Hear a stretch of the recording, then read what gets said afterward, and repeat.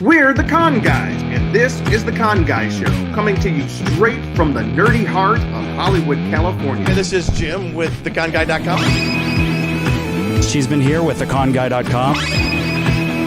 Katie here, aka the Con Girl. Zordon did not want 5 teenagers with attitude. My name is Derek Sam. I'm naysayers, and that's my brother. We are your home for news, opinions, and interviews from the world of Comic-Cons and fandoms. Your ultimate insiders for all things con. There's Eric right there. Hey, Eric, we made it. let me do this a little bit. All right.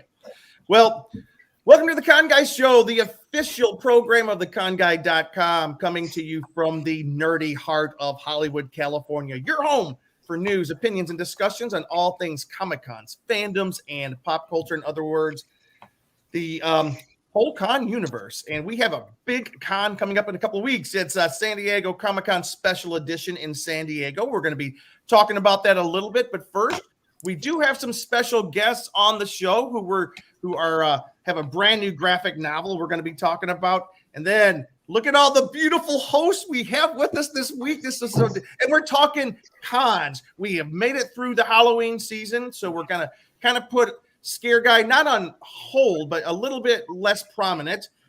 We're canceling it. If Scare Guy is canceled. What? Say that again? I said we're canceling it. Scare Guy is canceled forever. Okay, Jonathan Wilkinson is watching. Jonathan, I have your gloves. Jonathan drove in from Vegas to come to our Halloween party. That was the coolest thing ever. That was amazing to see him in person. It was. He was only 2 hours early, and I remember I felt so bad. I opened up the door. I said, "You're 2 hours early." He was like, "Well, let me help," and he did. He came in, he helped set up. Jonathan's the best guest ever. Jonathan, you're welcome at any party we ever have. Anyways, we have a lot to talk about today, and we're going to try to not go super long. So, San Diego Comic-Con is just weeks away, happening Thanksgiving weekend, Friday, November 26th through Sunday, the 28th, in beautiful downtown San Diego. And tonight we dig through the panels and spotlight some of our favorites. Plus, we discuss the ins and outs of this year's convention, because it is a weird, different kind of convention. Not all of us are going this year, but some of us are, so we'll talk about that. And then Ben, Katie, Danae, and I think Derek. Derek's always like the what do you call it? Not the oddball. The wild card. The wild card. So we all have a little bit of stuff to share tonight. And Jonathan, only if Ben isn't there. I think he means at your party, since I wasn't at your Halloween party. Yeah, we really missed Ben, but Jonathan, so glad you came. All right. So our first guest tonight is a friend of mine, and he's a friend of a lot of us here. Some of us are in a writers group where we develop scripts and try to make them work because we want to be famous screenwriters. Eric De La Rosa is one of the members of that group. Eric, how you doing, my friend? Hey, doing great. Thanks for having us on. I am so glad to have you and Nick on tonight. They have a new graphic novel called Forge.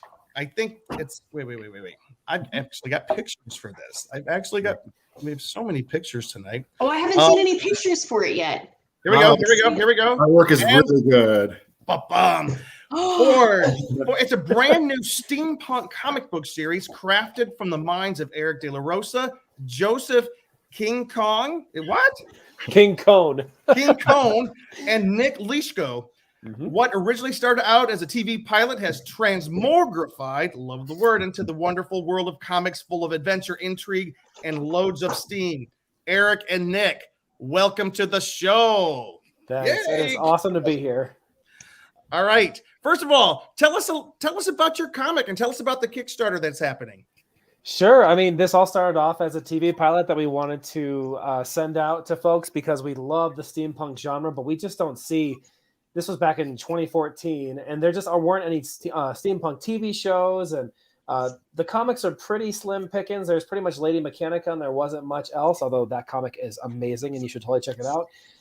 But we knew that we wanted to have a steampunk show, and so one night we just kind of started spitballing ideas, and we came up with this really awesome idea that we all loved, and we started trading drafts and creating characters and thinking of every cool thing that could possibly be in this universe. And essentially, we came up with a really awesome TV pilot that did really well in a couple of different contests. And then it was the one idea that we just couldn't let go. I think it was that following Christmas. Like I sent everyone the second episode just as a Christmas present. And then Eric completely butchered it and turned it into something else. I'm just kidding, Eric. You did a great job. And that's actually what we're trying to do is we're trying to get the rest of this show turned into a comic series. So the first issue is the first half of the pilot. The second issue is the second half. And then hopefully, if we get fully funded, the third issue will be essentially the first half of the second episode. So we're trying to transmogrify this TV series that we just love like crazy into a comic book series. And that's where we're at now. For normal folks like me, what does transmogrify mean? I really know what it means, but did you ever read Calvin and Hobbes? Yes. Yeah, he had the transmogrifier that he would go into and transform. Oh, I just thought it was his imagination. Yeah, well, I mean, that works too. Well, tell us a little bit about the comic book itself, and then Derek and Danae, since they are part of Eric's writing group, they've got questions. All right. Sure. All right, Eric, why don't you go ahead and tell us a little bit about the comic book?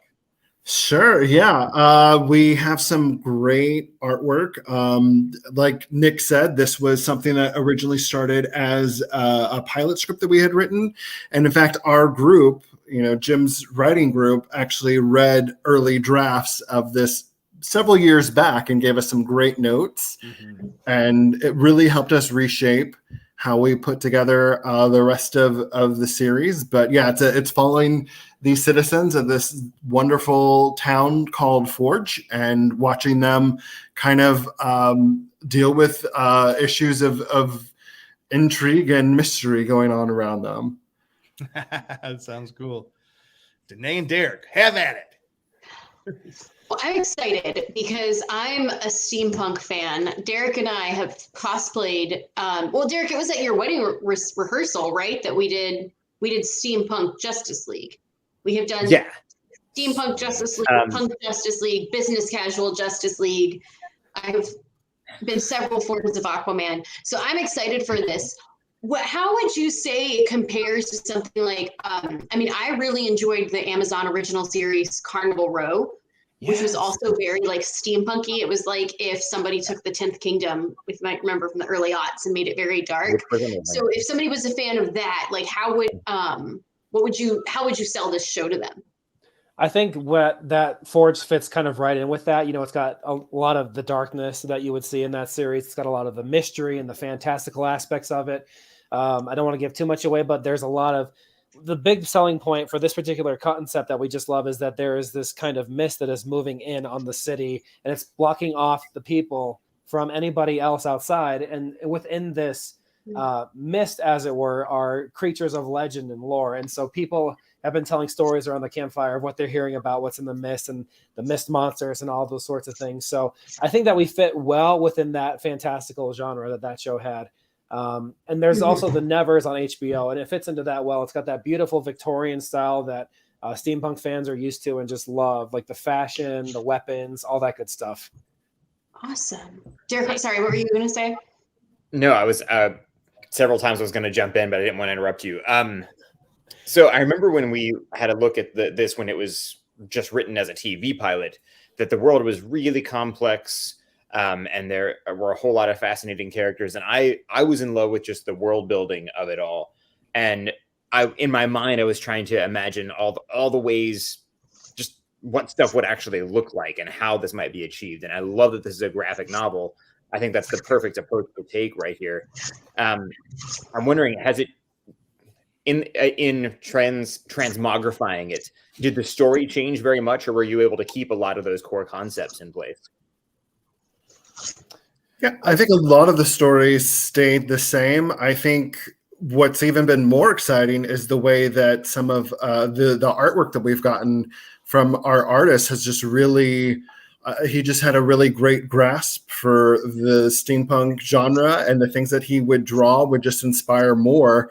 And it was always great to see, what he was coming up with.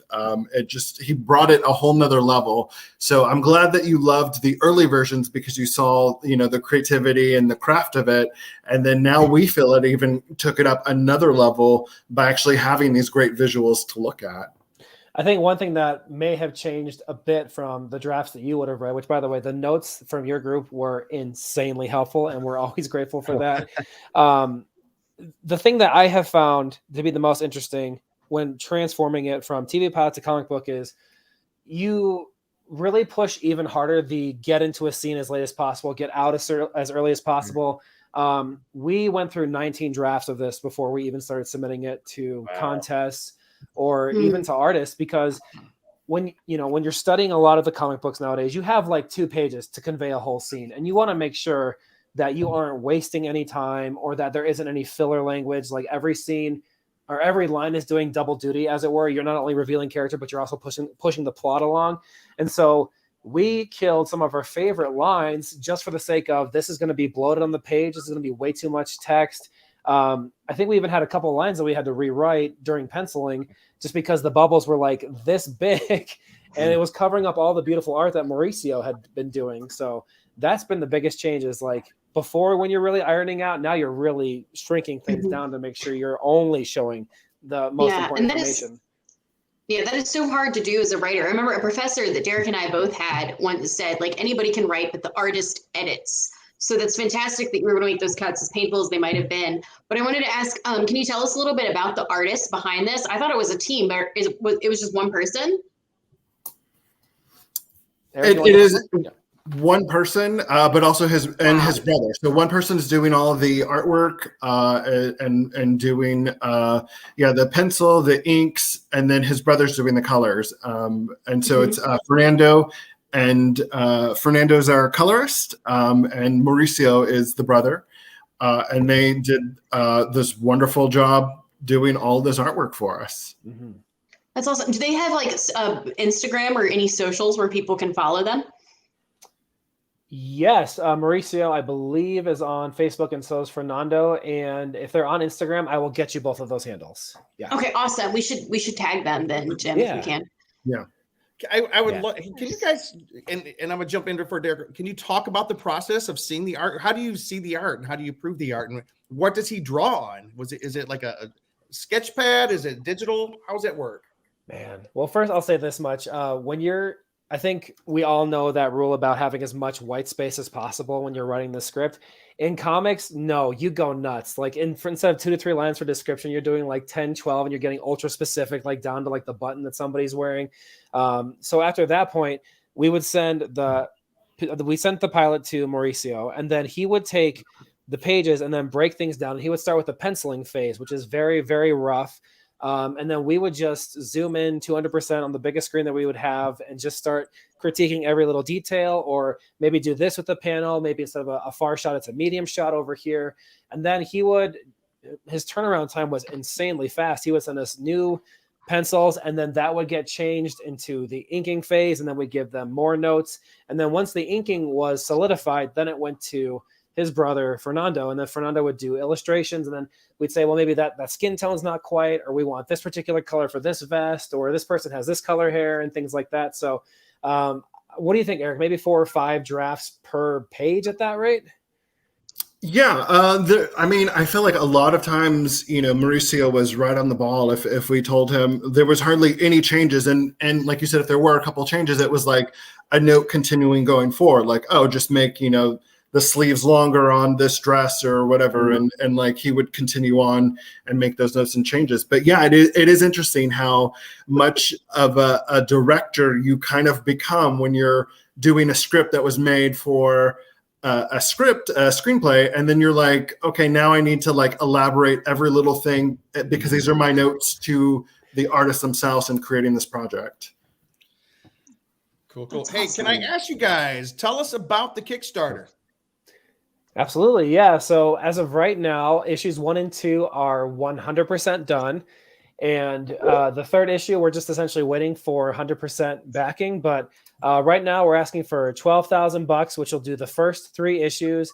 I mean, the lowest tier would just be a PDF of issue 1, which I don't think anybody has gone for. People have been extremely generous. I would say the best tier right off the bat is the $50 one, which is a soft cover, hard copy of the first 3 issues with some bonus content with sketches and character profiles and all those different things. We've got 12 days to go. Right before we hit your show, we were at 49%, and then we started, and we're at 51%. So we got 12 days left. But if you go to our Kickstarter, we have the first 8 pages, or is it the first 9, Eric? I think it's the first 8, but it's the first 8. But with the 50, now that we are at 50%, we're going to throw in pages 9 and 10 in our update that's coming out tomorrow morning. And to find it on Kickstarter, I think we have it listed here. Forged, a new fantastical steampunk comic number 1 through 3. Is that what they search for? That's right. Yeah. Okay. Nice. So how did you guys find your artists? Yeah. We had a crazy long auditioning process that started last April, like within a month of the pandemic. Eric had posted on a Facebook page, and I had posted a wanted ad on DeviantArt, and we got probably 75 artists in 24 hours that were just ready to send us their samples. And it ranged from people who were just on, like, we had one person who was honestly doing stick figures to somebody who had been like in the comic industry for 30 years and then left DC, and now I was just doing freelance. So we had a crazy range of talent. And then from there, we had an Excel document of just, we would start grading people's work, and then we would reach out to people who we thought were, we all agreed were at least a 4 out of 5 from what we saw from their sample pages. And then we effectively sent them an NDA, part of the script, and then told them this is what we're looking to do. And we just started auditioning at that rate. We just kept narrowing down until we got to about 5 and then 3. And then at the end of the day, Mauricio won out. Good. And can I just tell you, I appreciate the fact that you guys are paying your artists, you're paying independent creators. They've been hurting so much. And so this is awesome because so many people go into like, hey, I'll buy you a cheeseburger and a pizza if you draw this page for us. And, I'm sure there's a little bit of that goes on, but thank you for supporting independent artists and comic book making. This is fantastic. Any final questions? We do. Yes, please. I've been itching to ask. And yes. Yeah. Okay, we've all been asking questions about the creation, and that's great. And for people who are into that side of things, but okay, just as somebody who wants to read the comic, tell us, what kind of cool gadgets do we get in this series? Because steampunk is about the gadgets. All right. What's the gear like? What are the toys that I'm going to wish I could buy? I'll tease one thing because I don't want to give away too many things, but I'll tease one thing. So in our universe, paper is a rare commodity, and not everybody is able to read. So there are these characters called chalk bearers, and what their job is to read the news to people on a giant 100-foot chalkboard that sits outside of the town's clock tower. The way that they get around town and the way that they discover the news is a crazy zip line function. There's wires all throughout the town, and there's these 2 kids who are constantly running on rooftops and clipping onto zip lines going from building to building. So that's one. That is so cool. I wish I could do that. That reminds me the most steampunk. Oh no! Oh, Danae froze. There you go. You froze for a second there, Danae. Danae, you froze up. That made you the most steampunk. Most steampunk thing I've ever heard. Sorry. No, it's awesome. Am I back? You You're guys back. never froze on my end. Sorry. That's all right, Eric, can you give us one too? Go ahead. Well, there's a unique concept. I guess, Nick, I'm going to kind of tell about this. A unique system we have for punishment in the city called the Barter of Blood. And it is kind of my question. No. And it is kind of the punishment system that we're going to see done in the city. And it's a very unique public display, and it also comes with this cool armor and gear that's involved with it as well. And so I think you'll really enjoy visually the Barter of Blood in the show as well. Nice. Yeah. Any thoughts about hitting up any conventions? We're about to talk about the Comic-Con special edition. You guys gonna try to hit some of the conventions, maybe LA Comic-Con, some of the bigger ones, smaller ones? I was just at Denver Pop Culture Con. Yeah. So that was 2 weekends ago, which was insane. But I don't think I don't know if I'm gonna make any cons in California right now. But Eric, I don't know. All right. You?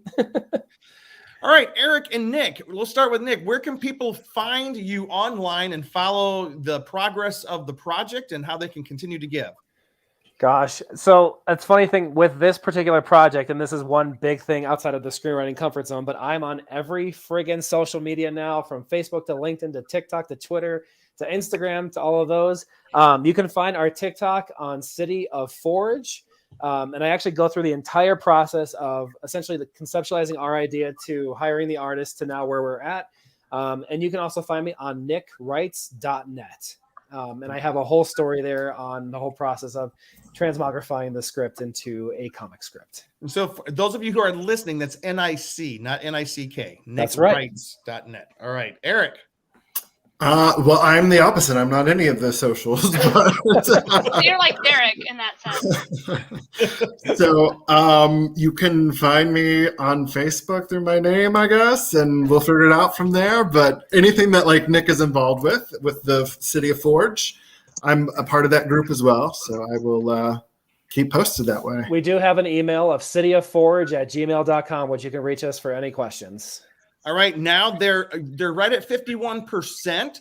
So I do encourage everybody, if you get a chance, go to their Kickstarter, look up Forge, a new fantastical steampunk comic, number 1 through 3, and we will have them back on to tell us how they did. I can't wait to see it. I really can't wait to see it. I can't wait to come up to you in either a comic book shop or at a convention and have you sign the number 1. So really excited about that, Eric. And Nick, thank you guys for coming on the show tonight. We really do appreciate it. Thank you Thank so you much for having us. This has been All awesome. right. So that's Forged by Fire. Hopefully you guys will catch that pretty soon. Forged by Fire. And Eric and Nick, so glad to have you guys tonight. All right. And we're back. They've disappeared. Isn't that cool? Isn't that almost professional? The graphic Almost. comes up. It was until you started talking about it. That's why we pay you the big bucks. All right. So before we jump into Comic-Con, because let's be honest, this is a smaller Comic-Con. There's not as much to talk about, but we do have some stuff to talk about there. But guys, it's been kind of a minute before we just sat down and had a good old-fashioned pop culture discussion. And so I know a lot's going on, and we're going to go around the horn, as they say, and see what people have to bring for us today. So how about we start with one of the biggest? Who wants to go first? Somebody raise your hand. Who wants to go first? Go first. Timothy, you gave us a list. Ben is going. He's ready. Wait, what did you say about a list, Danae? Jim gave us a rundown. I'm following the rundown, and you're first on it, Benjamin. Yeah, I'm first on it. That's why he raised his hand. Sure. You know. We have a list, and I did not put anything on that list, so I think I can just let Ben go first. So you don't have anything. Derek, I will share my moment on the list with you. Derek, think up something. I'm sure you got something. Oh, I'll jump in on whatever. Alrighty. So first of all, one of the big things in the nerd pop culture that came out in the last, what was it, 24 in the last 24 hours, was like 9 hours ago, 10 hours ago, something like that, is the new poster for Spider-Man No Way Home.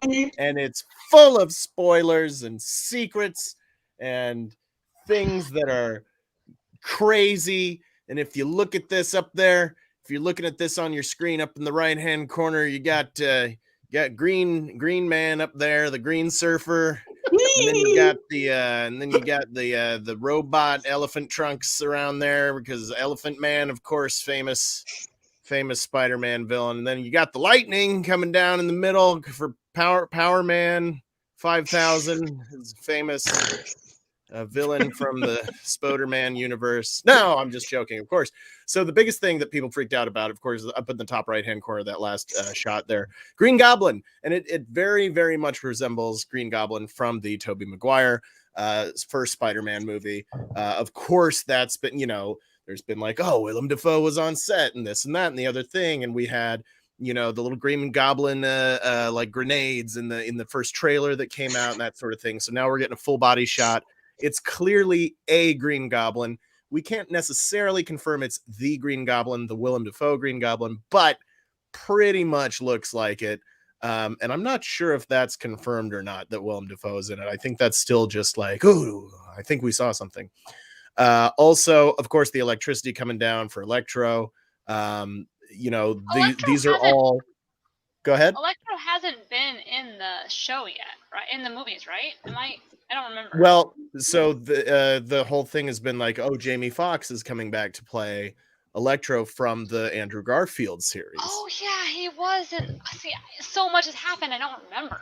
Right. And so, this has been the thing. It was like, oh, we're getting Green Goblin, we're getting Electro, and of course, the biggest piece of Easter egg or whatever you want to call it on the poster is the robotic tentacles of Dr. Octopus, Doc Ock. Of course, Alfred Molina, who is, I think, Jim's favorite actor. And I don't think Jim knows Alfred this. Molina. Jim, I don't think you know what Alfred Molina's first on-screen appearance ever was. I don't think you've ever asked this question or Dun, shared dun, this dun, dun, dun. Raiders of the Lost Ark. But yeah, and of course we had Alfred Molina in the trailer as his Doc Ock character from Spider-Man 2, the Tobey Maguire Spider-Man 2. Sam Raimi directed that, of course. And very exciting because that's like one of my favorite superhero movies of all time is Sam Raimi, Tobey Maguire, Spider-Man 2. So very much looking forward to, I think we're supposed to get another trailer supposedly maybe on Disney Plus Day, which we will be talking about shortly. I yield my time. Can I ask you a question though, Ben? Absolutely not. As someone who does not know any of these answers, because what rumors have you heard about the new Spider-Man film? The internet goes wild with rumors. So, of course, with these villains, with the concept of multiverses coming from the Loki series and Doctor Strange, people, of course, are going to jump into probably the most famous multiverse concept in the Marvel comics, which is the SpiderVerse. Sony released an animated SpiderVerse movie a couple years ago that hit really huge. Of course, these are Spider-Mans from different universes coming together and meeting each other. So, of course, everybody is like, we've got to have Tobey Maguire. We've got to have Andrew Garfield at least making appearances in this movie because we are having the villains, or at least rumored to have the villains, and one confirmed, appearing in this Spider-Man No Way Home movie. So that's the big thing, that they're going to open it up to bringing at least cameos from Garfield and Maguire in. And then, like, Kevin Feige came out and he was like, whoa, pump the brakes, everybody. Let's lower our expectations, which a lot of people saw as, ooh, maybe he's trying to backpedal this because maybe the internet got too out of control. But then I heard or he's trying to make it more hype. Like, he's trying to make us lower our expectations so that we're more excited about it. Right. And that was what I was about to say. Or he's trying to do a smoke screen and like, just kidding. Well, I heard a rumor that Marie Curie was going to be in it with her sidekick Ruth Bader Ginsburg. So never know. I heard that they were replacing Tom Holland, the actor, with Tom Holland, the author, who's like 53 years old and writes about histories and stuff and is British. Yeah, he's also English. I'm a fan of that. There's also rumors that Daredevil is in it, and I would be stoked because since that unfortunately ended on Netflix, I think we've all been waiting for him to appear in. They live in the same cities. I would also be stoked, but I don't think that's very realistic. What's realistic in the MCU? What's real anymore? Making There's also a joke on the fact that I mentioned Madame Curie, you guys.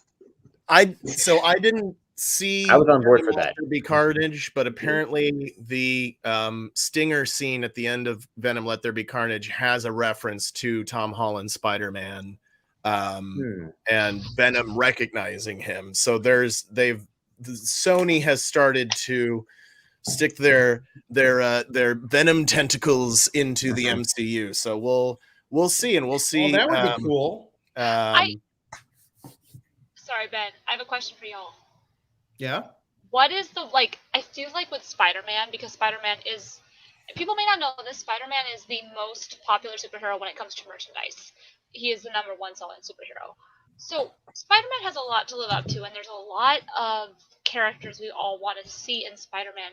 Do you guys think that the hype for Spider-Man is higher because of his popularity?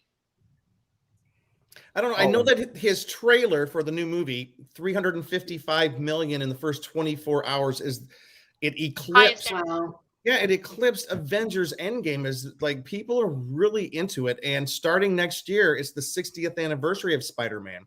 Marvel's starting a 1-year campaign to celebrate all things Spider-Man. So we'll see what happens next year. We'll see what happens. But I know that Stan Lee was when he was kind of struggling, and he was, how old was he? Was he 40 years old when he was instrumental? Who did he create Spider-Man with? Was that him and Jack Kirby?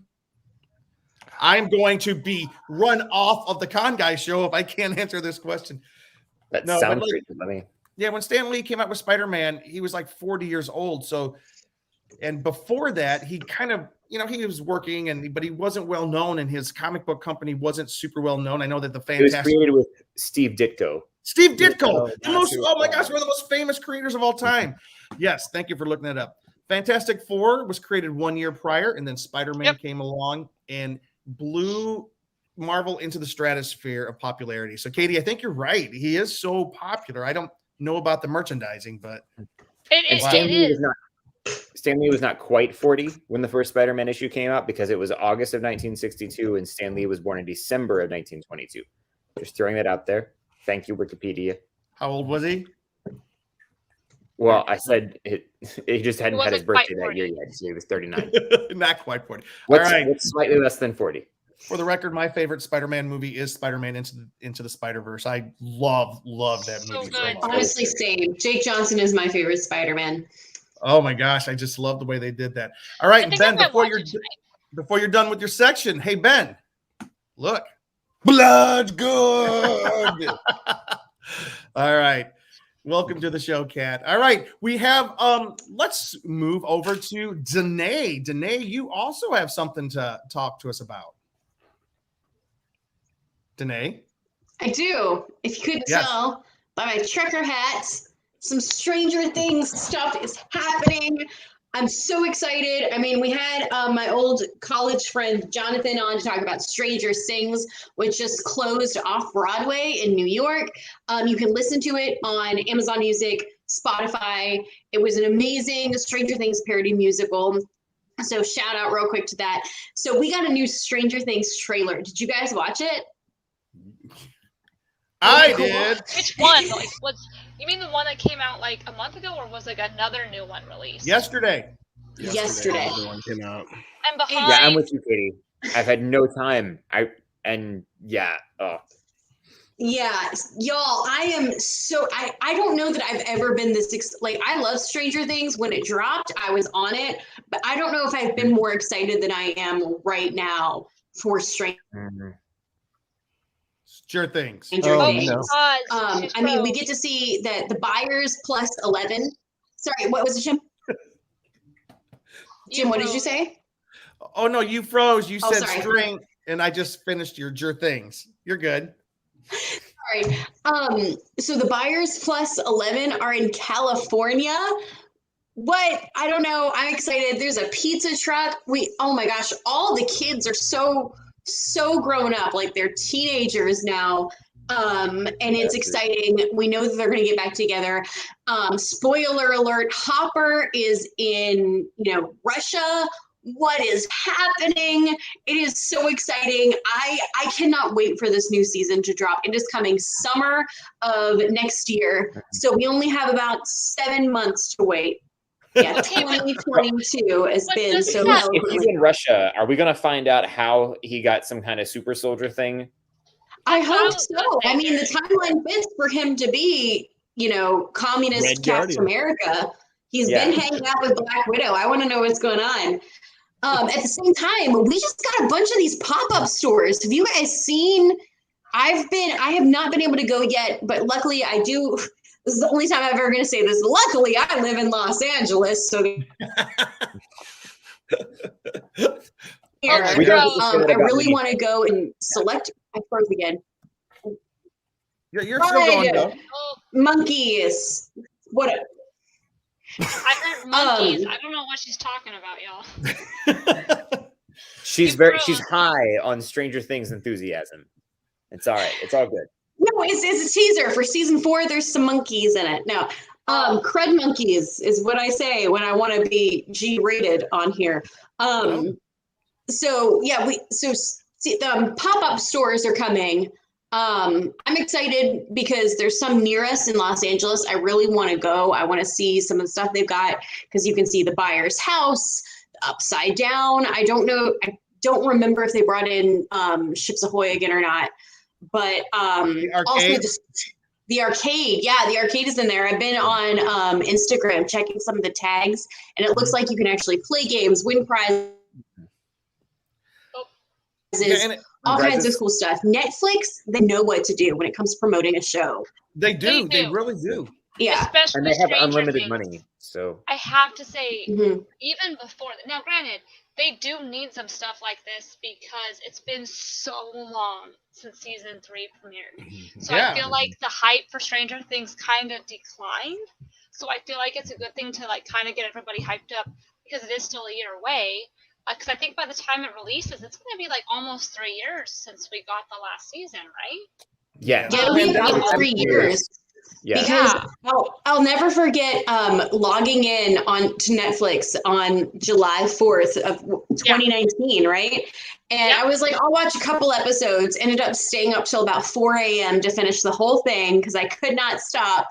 And I remember like talking to one of my closest friends about it, and we were both like, yeah, it's going to be like Christmas 2020 before we get the next one, right? How wrong could we have been? Yeah, but I remember back when it was coming out on the 4th of July, people were joking about it is the show that destroyed July 4th or took the place of July 4th that year because everybody just stayed home to binge. Can I tell you that?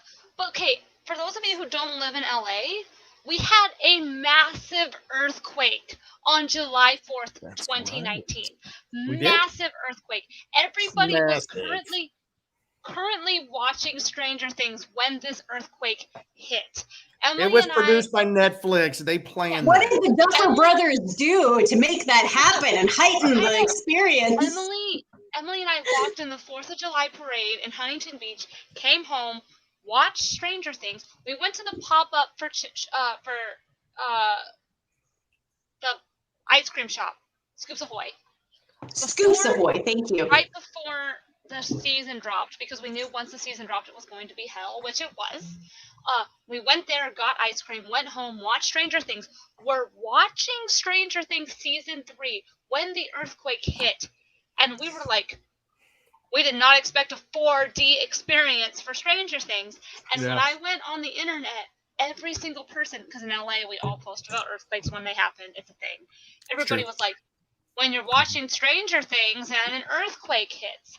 This earthquake literally caused the water in the pool at my apartment complex to overflow and shoot out of the pool. Like, it was flooded outside my Can I just real quick ask, what time of day was this? It was like late. It was like early evening, if I remember correctly. Oh, 4th of July, early evening? Yeah. Okay, Tim was drunk. I was drunk. That's why I wasn't feeling it. So, anyways, no, Mom, I'm just joking. All right. So, real quick, just to tag on to what Danae was saying, if you want more information, go to theconguy.com. We have a whole article about where you can sign up for your time to go into one of the pop-up stores. They are here in LA. It's over at the Americana brand. You can also find it in Atlanta, Boston, Chicago, Dallas, Houston, Miami, Philadelphia, San Francisco, Seattle, and Washington, D.C. It's all over the place. And I have a reservation for Thursday. Ryan, who is a friend of the show, he's there, I think, right now. So, no, he's done. He's done. He's going today. So that's kind of cool. So hooray for Stranger Things. It cannot come soon enough. One more thing we're going to talk about before we jump into San Diego Comic-Con. This is a big week for Disney Plus. Speaking about streaming services, Disney Plus is celebrating 2 years, and they're starting their third. And boy, they have really made some gains on Netflix. People are predicting that Disney Plus might be the biggest streamer in 4 or 5 years. They might overtake Netflix, and that's a huge deal. We'll see if that happens. Baby Yoda has a little bit to do with that. I always say Baby Yoda is what saved the Disney company during the pandemic. It is what kept the company afloat. He helps a little bit, just saying. But this Friday is the official Disney Day. It kicks off a global celebration with a week-long company-wide promotions. If you are a Disney Plus subscriber, you get to go into the theme parks half an hour early. You get to experience some special stuff. I'm going to go through some of the stuff real quick. Disney Plus, yeah, isn't it crazy? I can't go to Disney because Disney's having some insane rules right now for employees, but that's aside. But what? They're having, yeah, it's kind of cool. Like, it's worldwide. Walt Disney World and out here in California, you can go in 30 minutes before the parks open. And then Disney's Hollywood Studios at Walt Disney World and Disneyland Park out here are rolling out the blue carpet for guests with character moments, photo opportunities, and more. You get a complimentary Disney photo pass, photo downloads. Tower of Terror is going to be blue. It's kind of cool. They're really celebrating style at the parks. Also, Katie, this as our Funko specialist, Disney is teaming up with Funko to offer an exclusive 10% off Disney products Friday, November 12th to Sunday, November 14th on Funko.com and at their 2 locations, one in Washington and the one in Hollywood, California. This is completely news to me. I had no idea. So it's going to be a big day, big day. Then also, there's 200 AMC theaters across the country that are going to have 4 daily surprise screenings of fan favorite movies. I don't know exactly what that means, but I bet you it's planets. Yeah, probably not. But anyways, because there's a lot showing up on Disney Plus on Disney Plus. Yep, what's that? Sorry. Shang-Chi. Shang-Chi is finally making its way over to Disney Plus. Jungle Cruise is going to be there. Black Widow is going to be there. It's a big day. Plus, a new documentary, The Making of Happier Than Ever, a love letter to Los Angeles, starring Billie Eilish, is going to be on there. Marvel Assembled, The Making of Shang-Chi is going to show up. They're going to have Disney Legends, Marvel Studios Legends Hawkeye, a new behind-the-scenes look at Hawkeye, because Hawkeye is coming up very soon. Let me see this other stuff. Here's the movies. These are the titles that are going to show up on Disney Plus. Shang-Chi and the Legend of the Ten Rings. Jungle Cruise. Jim, do you want me to 3-minute news this one? Oh, do you have it? Yeah, do it, Ben. Do it. Okay. These are the titles that were previously announced for Disney Plus Day premiering, including Shang-Chi and the Legend of the Ten Rings, Jungle Cruise, Home Sweet Home Alone, Olaf Presents, Frozen Fever, Paperman, The Ballad of Nessie, Feast, Get a Horse, The Little Match Girl, Tick-Tock Tale, Tangled, Ever After, Ciao Alberto, The Simpsons in Plusiversary, The World According to Jeff Goldblum Season 2, Under the Helmet, The Legacy of Boba Fett, Marvel Studios 2021 Disney Plus Day Special, Entrelazados, and the International Markets, and Dope Sick. What? In some markets, Dope Sick, it's probably going to be on Hulu for those of us here in America. But it's already on Hulu now. Yeah. So other places. Cast. Yeah. So, but it's kind of cool. We don't need to name them all, but 13 different Marvel films are going to be released on Disney Plus Day in the IMAX format, which is a new thing. Wow. IMAX format for at home. How are they going to do that? It's like when you watch The Next Generation on Netflix, and it's just like watching it on an old TV. So it'll be widescreen format? I'm so confused. No, it'll be like this. What I'm in. Letterboxd. Letterboxd. I guess it's like when you watch the Snyder Cut of Justice League. How do you watch an IMAX version of a movie on a normal TV? You buy a really expensive TV. All right. So that is Disney use like Plus a home projector thing and watch it. I don't have a projector. Those are expensive. Outside. I know. I am perplexed about watching an IMAX version of a movie on my HD sized television. And do I got to go back and get like an old TV like Ben was, like a square one now? Not a projector. Projector.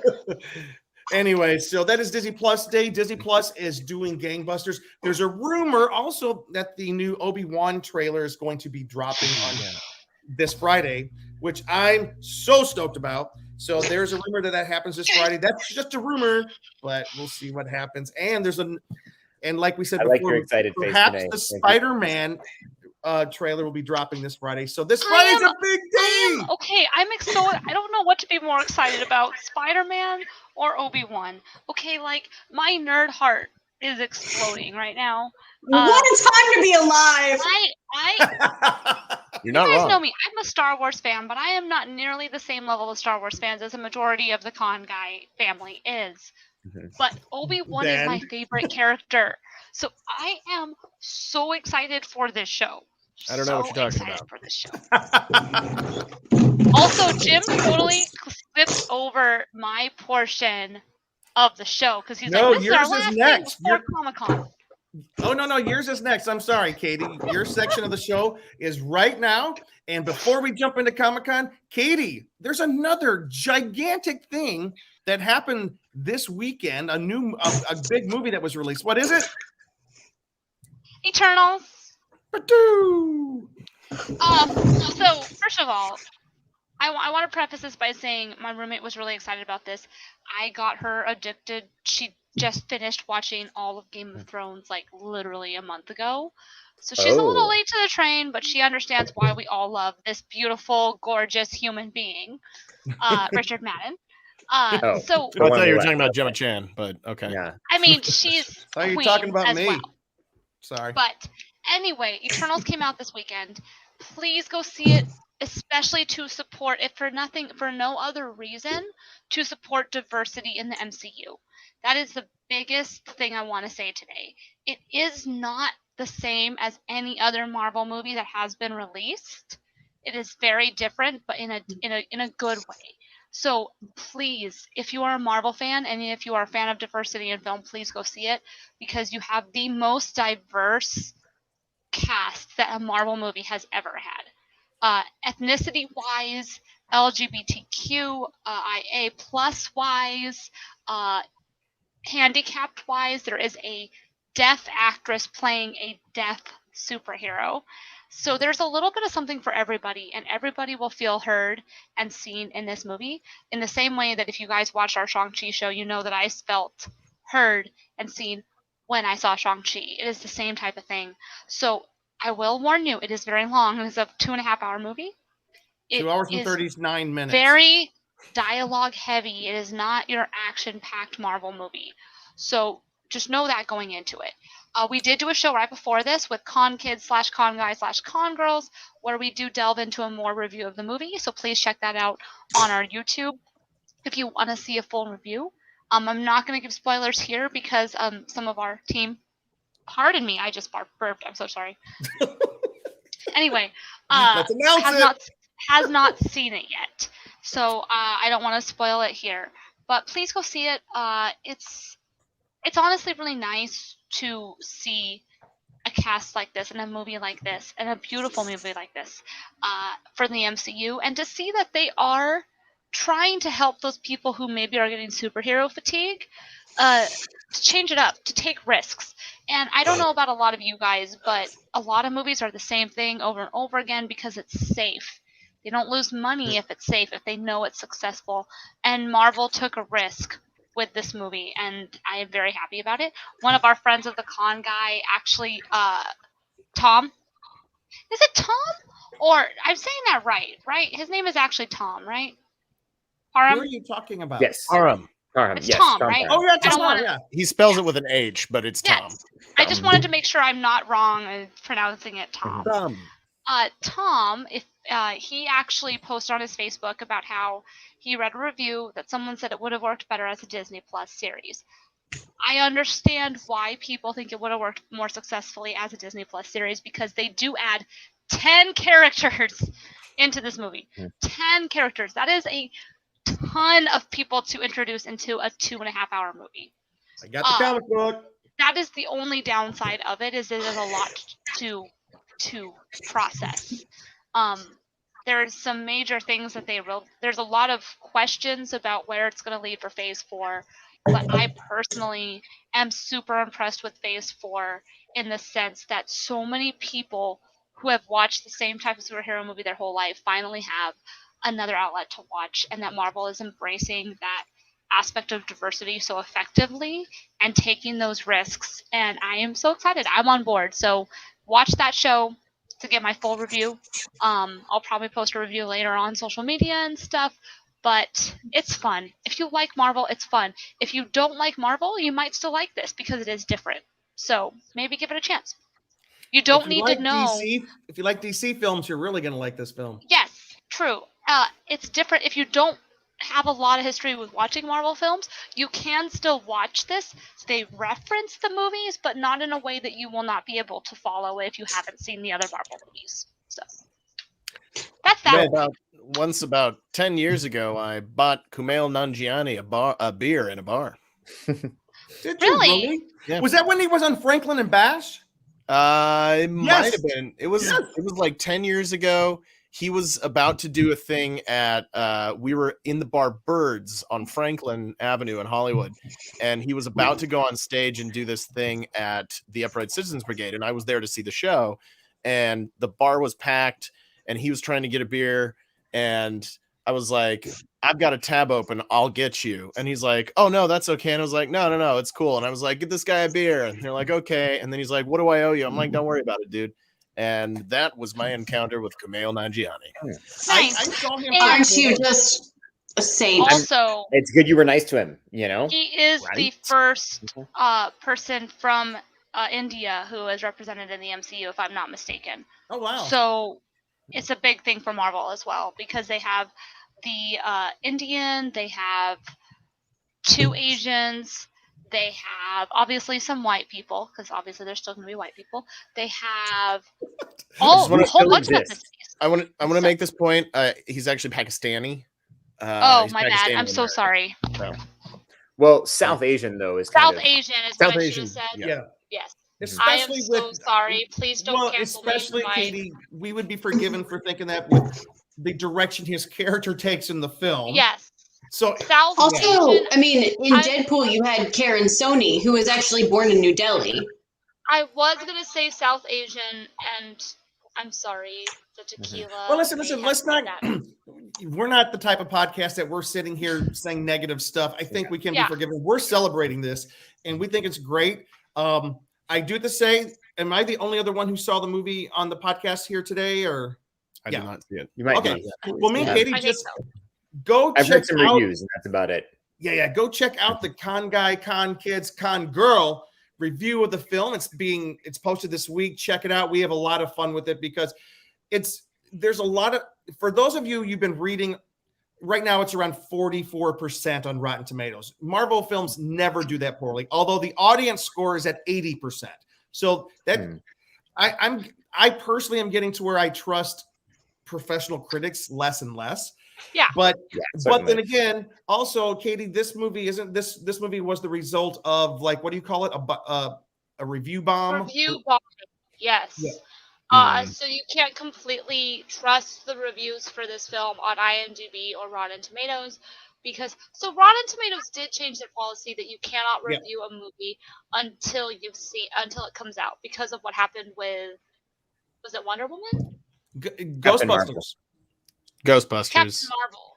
And Captain Marvel. Yeah, some of the So they changed their policy, so you Solo. cannot review a movie on Rotten Tomatoes till it's released. But IMDb, it is not the case. It did get review bombed prior to its release because of a homosexual relationship before people even saw the movie, bashing it. So it is getting review bombed. So please don't take that as a sign of how the movie is.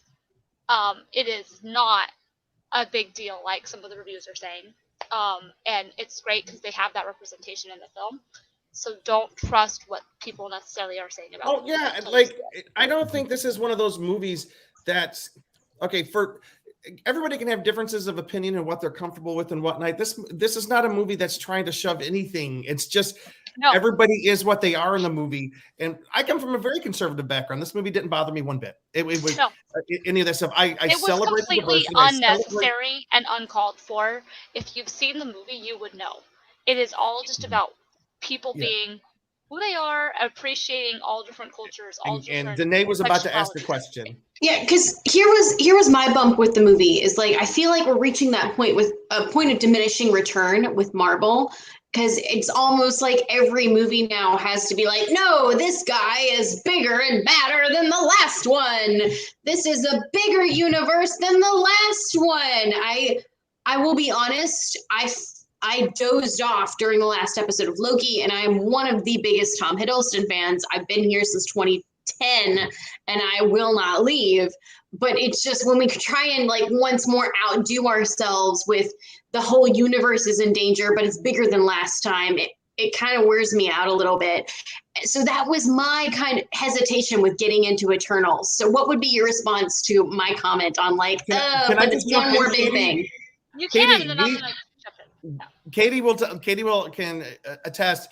That's one of the issues we discussed in our review.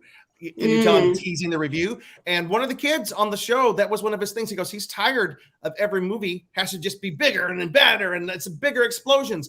This movie changed it up a little bit, and it made different kind of choices. Yeah, I mean, that's part of the reason I'm so excited for Spider-Man is I'm like, yeah, we're just back in New York. Matt Murdock might be there. I love this. That said, Danae, I have to say, as a fan of Greek mythology, because if you guys do not know, Danae has a book that she has out that is around mythology, I think you would enjoy this film. You son of a gun, I'm in. Yep. Also, you have to remember the source material, comic books, these things have been around for close to 100 years at this point, the comic book stories in general. The comic book stories in general.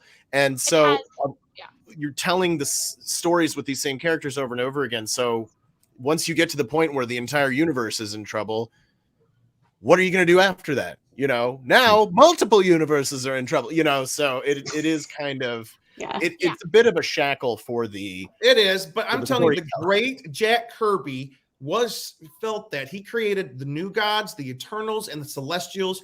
Basically, this is a way to. It's a modern mythology, and what's interesting is the movie, to try to make it feel weightier than it was.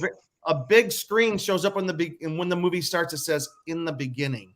It's where'd that come from? So it's trying to pull us into like, wait. This creation of the universe was happening, and it's definitely a comic book version of that, but it's interesting, it's weighty, it's philosophical. I wish it was 39 minutes shorter. It needed to be 2 hours and not 2 hours. No, I'm going to say it. It was beautiful. And Chloe, she excels in human interactions and slowly getting to people and burning into their emotions and stuff. She needed to be edited. But that said, go see the movie. I think it's a good one. Katie, closing words, and then we got 10 minutes of Comic-Con here. I mean, Danae, if you like Athena, the goddess of war, just saying. All right. I mean, technically, Athena is more of like the goddess of wisdom and strategy and battle, and Ares is the god of war. But it's okay. But I do have to say this. I agree with Katie. It's cool that we flung open the doors and gun guy. But I can't wait for the day when we stop saying this is the first time we had this on screen, and this is the first time we had this on screen. We're almost like, I think Marvel's in that era now. It used to be, we had a bunch of this, all these white guys. Now we're having a bunch of first. What's the next, once we finally get past and we're just fully inclusive and open, that's what, because I think we're talking to, it was a great cast. I mean, just freaking out. By the way, the deaf actress, she's on The Walking Dead right now, and she is my favorite character on The Walking Dead right now. It's amazing. The Walking Dead is still on? Yes. You just be quiet right there, young lady. It's the last season. No, I'm not saying, by the way, I'm not against Yes. this. I'm for this, but there's going to be a day when we don't have to say that anymore. We don't have to say, this is the first time we did this. I'm waiting for the first time we get an old fat guy superhero. That's what I want. And then I can really see myself on screen. In SpiderMan No SpiderVerse. I'm joking. Please don't say, Jim, you've already seen that. All right. All right, guys. Just kill the punchline. I know. San Diego Comic-Con special edition is coming up Thanksgiving weekend, November 26th through 28th. The panel list was released. And for those of you who thought we were going to have a stripped down small version of Comic-Con, you are correct. We are. But it's still like there's hundreds and hundreds of panels, it feels like. To go through this thing took forever. Anyways, I was just looking at some private conversations to us. But anyways, guys. All right. So, Katie, bye-bye. All right. So, San Diego Comic-Con is coming up in Thanksgiving weekend. I have some stuff to talk about with that. But does anyone have anything? We got about, I don't want to keep everybody all night long and force them to listen to us drone on and on. What do we have? What's the cool stuff that's happening at San Diego Comic-Con that would draw people down? Well, first of all, San Diego Comic-Con. I would say that in and of itself. I mean, yeah, there's actually a thing happening there at the real place. Yeah. Now, some of the inside info I've heard is people were like, why are they doing it Thanksgiving weekend? And from what I understand, it was like that was the only weekend available, true. for the convention center. But it's back at the convention center. It's back in San Diego.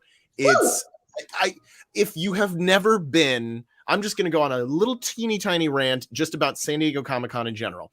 Do it. If you have never been to San Diego Comic-Con, it is an experience unlike any other. It was really the first con that I ever went to, and this would have been back in, I want to say 2014. I think was the first year that I went, if I remember correctly, or it might have been no. It was 2012. I went in 2012. 2012 was my first year. Or did I go in 2011? I ghosted it in 2011. And I went in, and a friend of mine was, who will remain nameless, had a booth. And then he's like, you can grab my badge. This was back in the days before RFID chips and that sort of thing. He was like, you can grab my badge. He was like, you can grab my badge while we go to lunch and go in and see the hall. So 2011, I go what's called ghosting, went in. It's this incredible thing where you walk in and it's a huge hall where you're like, all the things that I ever loved in my entire life, minus the creator of the universe, are in this hall. And in fact, he's in there too. And that's true. So he is everywhere. It's true. If I make my bed in hell, behold, thou art there. Okay, I started a trend with my backwards hat. Look at this. You did. Turn your I had to go off screen and get mine. Yeah. So it is this amazing experience where, you're gonna have some people being jackasses and being dumb, but most people are there because they're passionate and excited about the materials. There are people with booths who are passionate about their product that they're peddling, whether it be an indie comic book like we saw earlier in the show tonight, or their web series, or their line of clothing, or their comic book shop they're trying to get off the ground, or whatever it is, or their art that they're making, plus then you have the huge things like the Marvel setups and panels and the DC setups and panels and all this kind of stuff. And then outside of the convention center on a typical year, I don't know how it's going to be this year, you've got activations, you've got setups for different TV shows and movies and channels and websites that are doing obstacle courses and experiences and walkthroughs. There's the Walking Dead obstacle course you can run through, which I've done a couple years in the past. Well, that's cool. It's just this, you go and you are saturated in all the nerdy stuff that you love.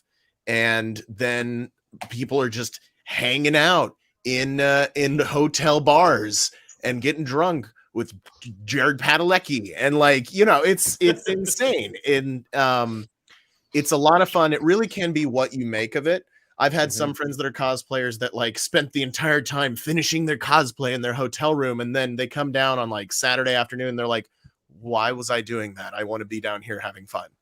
You can do both, by the way, just saying. But it is one of the most special experiences that I enjoy in my nerdy fandom. And if you get the chance to go to even this, what I call discount Comic-Con, you should jump on it because it is a lot of fun. Comic-Con's amazing. It's where I became friends with you guys. That's right. That's where I met Jim, actually, was at Comic-Con. Yeah.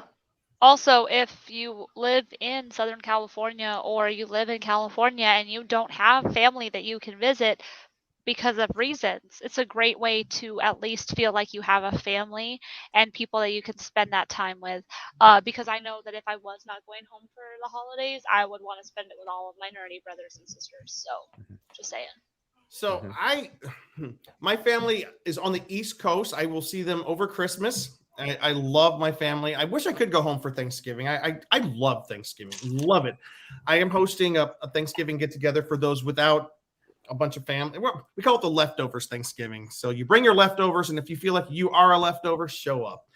That's the way I put it. Anyways, I'm going down to Comic-Con. I'm going down to San Diego Comic-Con, and here I was lucky because I heard they were having a Comic-Con later in the year. So I got on and I did not have to participate in hotel sale, which already occurred.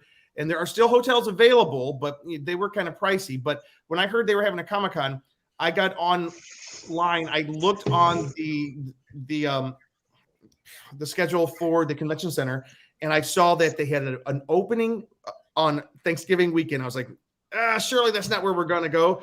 But I got a hotel for that weekend, and then they announced it. So I'm at the Omni, guys. I'm right there at the Omni. And I got it for super duper cheap. I got it before they announced Comic-Con, so like I can afford it. Now it's like $300 a night. I got it for like one something. So, that's nice. Anyway, Derek, wait, let me just tell you this real quick.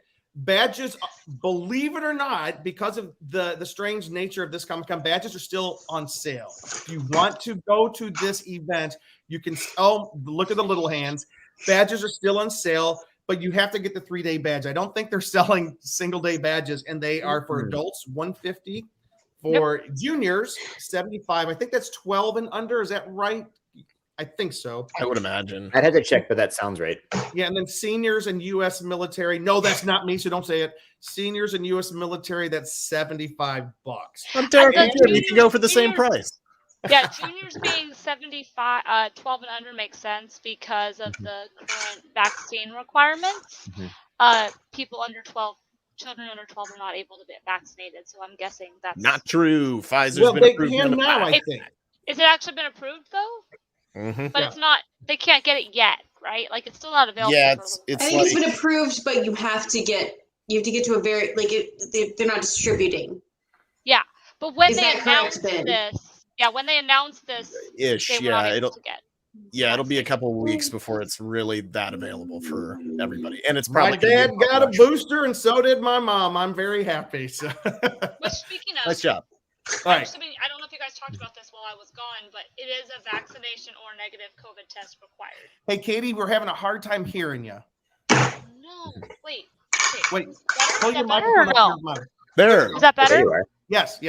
Did you guys already talk about the fact that it's COVID required? Not yet. So not COVID required. Okay, so anyway, as you guys know, I normally do con updates, and I think in a time like this, there's a lot of people scared to go to conventions for likely understandable reasons.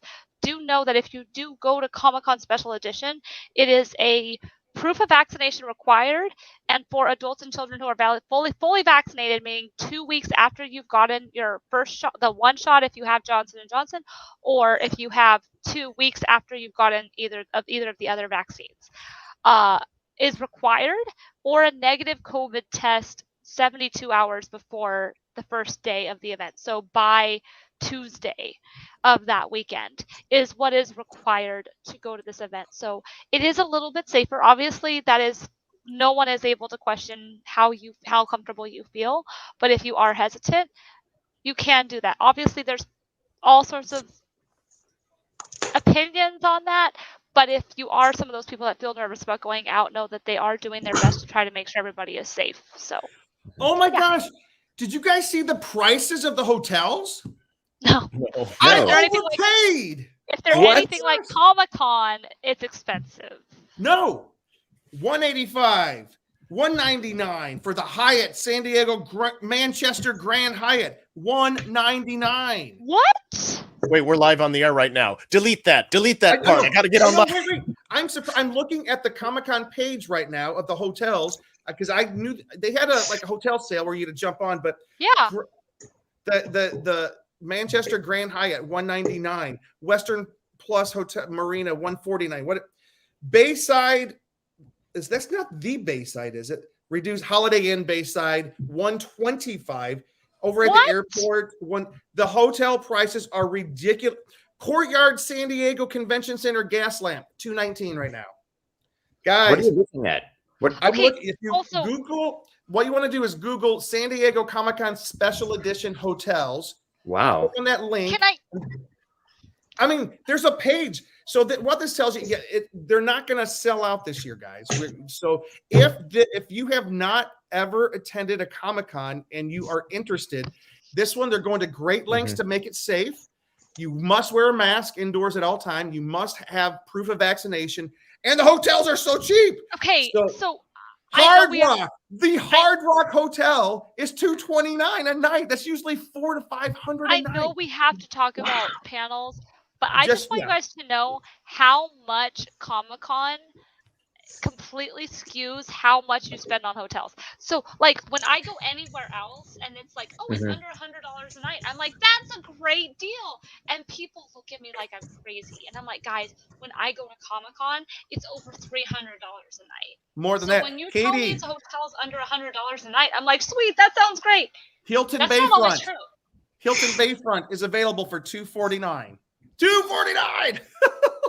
That's pretty close to normal. Well, not for if you're outside of Comic-Con. Like, so normally if you're outside of Comic-Con and you're not going to the actual hotel lottery, normally for SDCC, it is $1,000 a night for those. It gets up there, yeah, it does. Insane.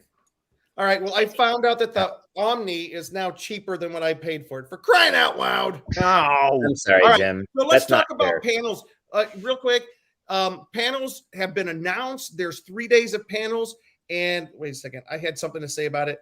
The programming is heavy on cosplay, fan discussion, tabletop gaming, and there are going to be some celebrities. For those of you who complain that Comic-Con has gone all to Hollywood and it's just movies and TV, this is your year to check it out, because if you want to experience Comic-Con pre-2009, 2009 when Twilight came and changed the whole face of Comic-Con. If you want to experience that Comic-Con, this is your year to go. This is even probably smaller than WonderCon from what I've heard.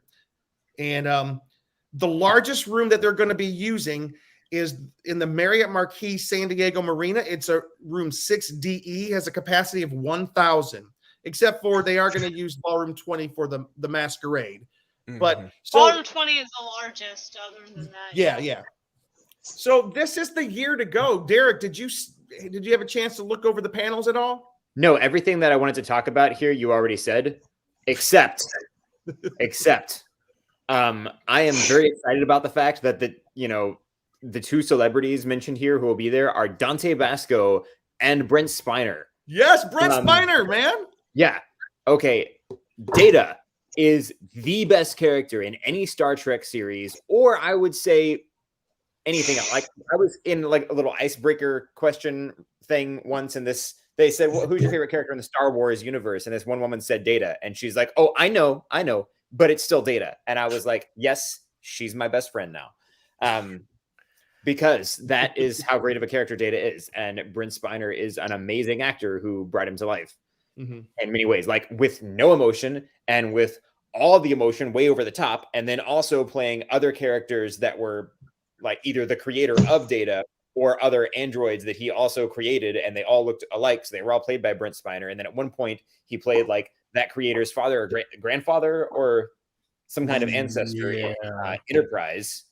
And then Brent Spiner played himself in a web series several years ago. Rabbit hole. Yeah, I'm just saying he's a really good actor. And Derek, I'm going to say this. Everything you just said, hard agree. Yes. So we know who Derek and Ben have crushes on. That is so cool, especially for like an unspoken cool argument we had. I love it. That was the best. Okay. All right. What if you guys, and we're not going to be able to go over all the panels tonight. I'm just going to go to the Comic-Con website, look at their list of panels. They got 3 days of panels, heavy on cosplay, comic books, gaming. Those are the three big ones. If you are in Pokemon. They do have some cool. What you say, Katie? And Pokemon.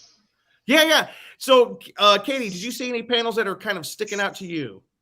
Not at the moment. I'm looking through it right now, but I will tell you guys that the Harry Potter fandom panels, they don't have any like absolutely like necessarily well-known talent unless you are really familiar with the Harry Potter fandom, but they can have some really interesting panels about like the psychology behind your favorite franchises. Yeah. Interesting panels. Events like this have obscure panels that are sometimes really interesting. So if you look at it and you have the time and there's nothing else you want to go to at that time, go check them out. Because sometimes the small panels that seem lame are I don't want to say lame, but y'all know what I mean. Sometimes the small panels. I know what you're saying. Maybe you get stabbed in the neck with a pen. So. Okay, wait. We got a guest, somebody in the chat. Nice beard, Ben. Nerds, Luke Cheeseman, and yes, takes one to know one, Luke. Jim does not wear backwards hats, so this must be multiverse Jim. But Pokemon Go, also Pokemon Go has a panel. Curious to see how that goes because Pokemon Go is still a thing. Yes, it is. It is still a thing. I still have that app. Mm-hmm. But Pokemon Go was scheduled to have a panel at Comic-Con a few years back and canceled it last minute. Instead, they ended up having an event for Pokemon Go at Comic-Con where if you could catch certain Pokemon they that moved were it into only Hall available at Comic-Con. So who knows what they're going to throw out. Here's the deal. Like our friend Greg, who you guys met because of Comic-Con, and Greg's not been able to go for the past few years. He's had some health issues, and some other stuff. He now has things on both hands. So he walks around catching these Pokemon characters wherever he's at. He met us in Florida and we went to Universal Studios and different stuff. And he was catching like Pokemons on top of a roller coaster and all this other stuff. I'm like, this is the craziest thing I've ever. He has now established a community of people that he travels with and he has dinner with through Pokemon. I'm like, this is bizarre to me, but I love that. I love it. We introduced him to that, right? Yes. I blame you. Derek. Listen, literally all it says, that was the last time I went to Comic-Con. All it says on the panel for Pokemon Go is it's at November 27th at 10 a.m. until 6 p.m. So I'm assuming it's an event. And it says, ask us anything. And then it says where to play, and it has a Discord link. That's cool. So I'm assuming it's going to be an exclusive event for San Diego Special Edition. Comic-Con. Here's some cool stuff coming up. On Sunday, 1 p.m. 60E, Mythbusters is having a tribute session. Also, that's the day that Brent Spiner, Star Trek Next Generation, is also. He's on Friday. But have you guys we need Con Girl shirts. The boys are representing up. Yeah, we do need to get the Con Girl shirts. There's 3 I don't have any Con Guys shirts yet. Luke Cheeseman, we need to get on that really cool. Really Lucas. Luke. That's your real name. I don't know. Have you guys seen the toys that made us and the movies that made us on Netflix? Yes. Not the movies that made us, but I do want to watch it. They're going to be at Comic-Con and we can ask them any question. I love that. And also, this is they're going to be there. Let me see. Room 60E on Friday at 3:45. Also, growing up, we all know about Twilight Zone, but I grew up, me and my dad, we would watch this thing called Night Gallery. It was kind of like a scarier version of Twilight Zone. It was Rod Serling, and it was all based on these paintings. Well, those paintings are going to be on display along with some surprise guests, the author, and some people from that show. I am very stoked about that. That's like the one thing that Atlanta does with their Dragon Con is they celebrate shows that are long ago gone, fandoms and stuff. And this seems like that type of a celebration. I am very excited about that. So that's something I do have to mention. On Sunday around 3:00, Luke Cheeseman is going to be on his very first Comic-Con panel. Woohoo! Yes, I know him. Yes, he's on a panel. It's called online branding and professionalism. It's about if you are going to create something creative, con guy, con girl, how to online, you must be very creative and professional and how you brand yourself. So he's on a panel. And that same day, I am on a panel, which is a perennial favorite of ours to be on, how to have a full-time career on a part-time schedule. So we are both presenting and we're representing the con guy. I can't wait to get the con girls on the panel. By the way, in a few weeks, Ben's going to have a big part, I think, in the LA Comic-Con, right? You're going to be there kind of like representing #show in a big way. I think I'll be there with #show. I don't really have any confirmation on any of the things I'm doing, but I'll be there with #show. So I'm sure I'll be doing a lot of stuff with them. #show, by the way, many of you might be watching us through the #show network. And we would like to acknowledge and thank them. As you can see, the little logo up next to Jim there, THS. Of course, always, as always, brought to you by our sponsors, Neft Vodka and Toink.com. Check those out. Of course, always drink responsibly and always play with toys responsibly. And but yeah, THS is going to have a big presence and connection with LA Comic-Con. So very excited about that as well. So we're going to really cover that one in a huge way. We're going to be there on that #show, the con guy at LA Comic-Con. But right now, real quick, let's kind of wrap up. We don't really have time to go through the entire list of, is there anything that stands out in our last few minutes of the show, guys? Anything. Comixology is there in a big way, which is kind of cool. There is still a masquerade. Yes. On Saturday night. The Masquerade, I have a love-hate relationship with, but if you are a fan of cosplay, if you're a fan of seeing people put absolutely amazing time into extraordinary costumes, definitely check into that. Also, Jim, is there any sort, because I have not been able to follow as closely with Comic-Con SE as I've been wanting to, because I know I won't be able to be there, is there any sort of online content? I tell you what, I will find out next week. We'll kind of flesh out a little bit more of the details of some of the nitty gritty of Comic-Con. We just wanted to kind of throw it out there this week, say the panels are out there, but like, I don't know. I think that there are going to be some offsites actually. I think Mr. Bernie Bregman is having a party down there. So I think probably, but I know he wanted to. In this era, next year, guys, we're going to be hopefully we'll be fully open. This year, it's a hybrid thing where we're kind of we got to really be careful. But I do think they are having an online something. I heard some talk about that, but I will find out for you. Sounds good. I'm excited about a lot of the panels are how to work in indie comics, independent, like writing, getting into Hollywood. A lot of the creators a lot of these smaller panels that some of us kind of sometimes skin them over because we're waiting in line for 4 hours to see, the newest superhero out of Marvel or DC. We're going to have a chance to do that this time. I'm really excited about it. X-Men fandom panel. Really simple, really cool. I think Tony Kim has a couple of panels that he's doing. We'll see if we can get him on the show to talk about it. D&D all day. Miniatures paint. That looks weird. I'm not even going to read that one. But special effects, creating fan favorite thrillers, pet finders, elevators, unicorns, aliens, and more.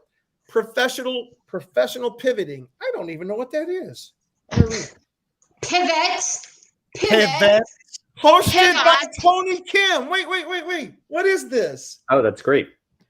Well, I think professional pivoting is often like when you change careers. I think that's exactly what it is. After you're out there. Because I've heard of people talking about like the coding boot camp I just did. They have a podcast called The Tech Pivot, which was the idea of someone who's been in a career for a while and then they pivot and go to a different career. Pivot. Derek understands that when you say the word pivot, you have to say it like that. Pivot. Yeah. There's no other way to say it. What are you talking about, Katie? I know. If you look up the pronunciation in the dictionary, it's in all caps. Pivot. Yep. Mm-hmm. The one with the tech tips. That's another class. That's amazing. All right. We're going off the rails. I know. All right, guys, let's wrap up here. We are kind of going late. We went a little bit longer than we anticipated. But any other last thoughts about the special edition Comic-Con? Any bits of advice? Anything that people could take away from the show? Danae, are you falling asleep? No. I was looking at pictures on my phone. I'll be honest. Jim, All I'm right. thinking we might need to be neighbors with you at the Omni down there. We'll see. Look how cheap it is. Come on. I know. Even if you get, okay, let's not say anything. But if you guys, by the way, tickets are still available. And never mind. I'll talk. The next thing I was going to say, I'll talk to you guys offline because I don't want to say it right here. All right. I was just going to say, tell everybody I can get you some tickets. All right. Oh, no, don't want to say that. All right, I was going to say, if you've never been to Comic-Con before, as we were talking about, and the things like the crowds or just not being able to get tickets or not being able to afford a hotel or the things that kept you away from it before, this might be the year to still try. Yeah. Because apparently 2022 is going to be crazy. So, Yeah. Next year, here's the thing. Also to remember, a lot of people who went, they had tickets for 2020. They had the option to just roll their tickets over to 2021 or to this event. Most people kept them and they are rolling their tickets over to 2022. And so right now, as of right now, we've been told that 2022 is already sold out already before they've opened it up. So it's going to be a hard thing getting into that one. But so come to this one instead. Come to this one. All right, guys, let's go ahead and end the night. My name is, it's 3 flavor. I don't know what that even means. It's 3 flavors of ice cream and 1 bowl too many. No. Depends on the flavor. I don't know what that means. All right. I don't know. Oh, wait. He's going to make a shirt with Leah. Okay, guys, let's stop talking to Luke because he's confusing me. All right, guys. My name is Jim Fry. You can find me here at theconguy.com. You can find me on Instagram at James D. Fry or Instagram Jim Fry LA. Where can we find Con Guy Derek? You can't. I know. Derek's really tired these days.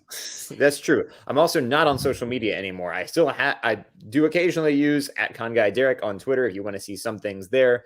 I will try and share any updates if we're at a convention or see some convention news. Otherwise you'll just have to find me right here on the Con Guy Show or on theconguy.com. Con Girls, let's see. Katie, where can people find you? You can find me at all social media, TikTok, Twitch, Instagram, Twitter, at KT Christine. I've been trying to get more involved on TikTok. I do Twitch stream, usually pretty late at night because of my busy schedule. So if you guys are into Twitch and like watching me get frustrated while playing video games, you can join me there. I am going to try to do some more group streaming where I stream with my viewers. So if you guys are interested in that kind of thing, check me out there. I have not been very active though. And at the Con Girls with this beautiful woman over here, Danae, we have some good stuff planned in the next couple months. So please tune into that. And otherwise, I like to literally tweet way too much. So yeah, there's that. Danae? So I'm the other half of the Con Girls, half of the Samblings, as by this Ron Swanson-esque figure up here. You can find me on Instagram at DNAYS. I would like to say I'm on TikTok, but I'm mostly there sending videos to Katie, so it doesn't totally count.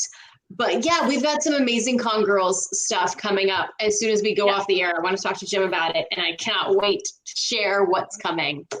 And before Can I also say? Go ahead. Can I say one more thing though that I forgot to say? Yeah. The internet can be a very toxic place, and the world can be a very toxic place right now. And I really felt like I needed to say, please be kind to each other. If you see someone who's struggling, if you see someone in a bad situation, help them. Show that this world can be better than what some of things that have been happening recently, because we all need people to care about us. We all need to care for our other fellow brothers and sisters. Just be kind. Even though we may disagree, be kind to each other, please. So even when the others don't deserve it. Yeah. Katie, that's so stupid. Why would you want to say something like that? I'm kidding. Oh, Katie, Jim. That is amazing. Katie, thank you so much. We all need more than that. Before Ben closes us out, pivoting. This panel of geek professionals discuss the ups, downs, pitfalls, and opportunities of creating and pivoting in the brave new world post-pandemic, hosted by Tony Kim, Panelists include Ivy Doom Kitty. She's a pro cosplayer, and Chris Gore. That's gonna be a pretty cool panel. Ben, take us out of here. Hey everyone, it's me, old buddy Ben, and you can find me on Twitter and Instagram at BENKLIEWER, or you can search the hashtag BK421. I've got some exciting things in the works for BK421, but nothing really solid yet, and so I can't really say anything. You're working for Burger King now? What? Huh? You're working for Burger King now? That's what that Burger stands for? King. Oh, okay. I wish. Someday I'll have my own meal at Burger King, just like Nelly. Yeah. So this has been the Con Guy Happy Hour. Thanks for joining us for a drink tonight and for 90 minutes. And remember, everyone, 1 hour, we went over. Speaking of drinks, I'm always drinking out of this red cup because whenever Ben Cleaver shows up, it's always a party. Good night, everybody. Oh, Thanks for listening to The Con Guy Show, the official program of theconguy.com. Find us on the Weeby Geeks Collective or anywhere you listen to podcasts. And now on sci-fi.radio, Saturdays at 4 o'clock Eastern, 1 o'clock Pacific, both AM and PM. That's 9 o'clock Greenwich. It's sci-fi for your Wi-Fi.